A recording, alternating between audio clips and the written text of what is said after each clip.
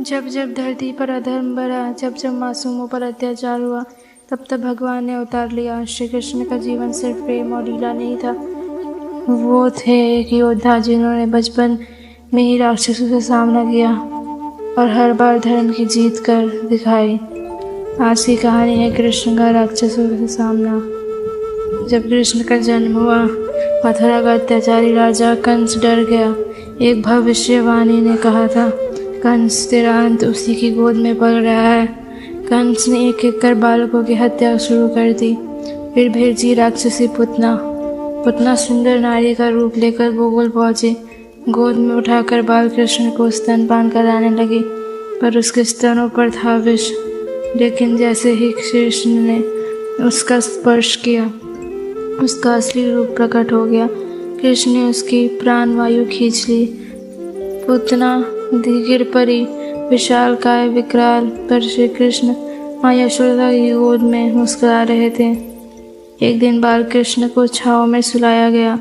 उनके पास रखा गया था एक बड़ा सा लकड़ी का रथ, जिसमें छुपा था सक्तासुर नामक राक्षस।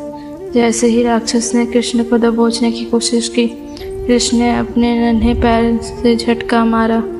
पूरा रथ हिल गया और राक्षस वहीं समाप्त हो गया। गोकुल के लोग हैरान थे, पर सब समझ चुके थे यह कोई साधारण बालक नहीं है। एक दिन यशोदा माँ बाल कृष्ण को झूले से झूला झुला रही थी। तभी आसमान से आया तूफानी राक्षस त्रिनाव्रत। वो आंधी बनकर कृष्ण को उठा ले गया। लाल लाल तू कहाँ गया? आकाश में त्रिनाव्रत उड़ रहा था, पर कृष्ण उसके गले से बंध चुके थे। जैसे जैसे वह ऊपर गया, कृष्ण का भार बढ़ता गया और अंत में राक्षस नीचे गिर पड़ा। कृष्ण शांत थे, धरती पर मुस्कुराते हुए। कृष्ण और बलराम अब गाय चढ़ाने लगे थे। तभी एक दिन एक सुंदर बछड़ा आया, पर वह असली नहीं था, वह था वत्सासुर। बलराम, यह बछड़ा कुछ अजीब है, और एक क्षण में कृष्ण ने उसे पकड़कर उठाया और वृक्ष से दे मारा। राक्षस वहीं ढेर हो गया। इसके बाद आया बकासुर, बड़ा सा बगुला बनकर कृष्ण को निगल गया। लेकिन जैसे ही कृष्ण ने अंदर से फन मारा, बकासुर ने उन्हें उगल दिया और कृष्ण ने उनका गला पकड़कर उसे नष्ट कर दिया।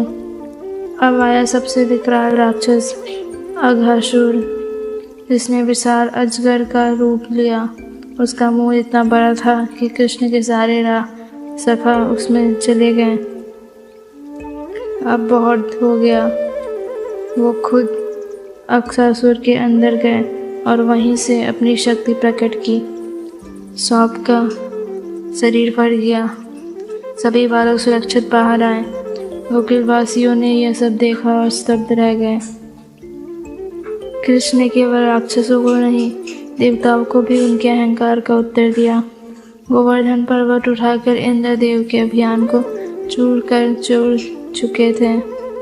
लेकिन इससे पहले के वर्षों में राक्षस लगातार आते रहे।